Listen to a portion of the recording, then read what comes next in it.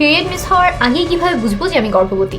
এই প্রশ্নটা অনেকেই করে। জাতীয় নাগরিক পার্টি এনসিপির জ্যেষ্ঠ যুগ্ম সদস্য সচিব ডাক্তার তাসনিম জারা ও চিকিৎসক ডাক্তার জাহাঙ্গীর কবিরের বিরুদ্ধে অনলাইন মাধ্যমে অশ্লীলতা ছড়ানোর অভিযোগ উঠেছে।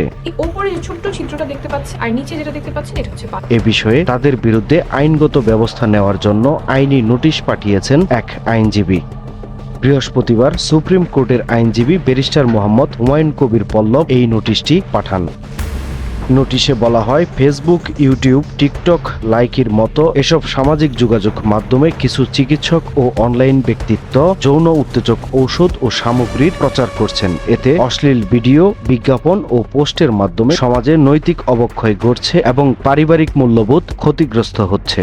সহবাসের সময় এই জায়গাটাতে বীর্যপাত হয়। আচ্ছা এখানে একটু নোটিশে আরও অভিযোগ করা হয়, সব থেকে বেশি মজা পায় নাকি ঢুকালে দেশের পরিচিত সেলিব্রিটি ও শোবিজ তারকারাও এসব ভিডিও ও বিজ্ঞাপন প্রমোট করছেন টাকার বিনিময়ে। এতে তরুণ সমাজের উপর নেতিবাচক প্রভাব পড়ছে।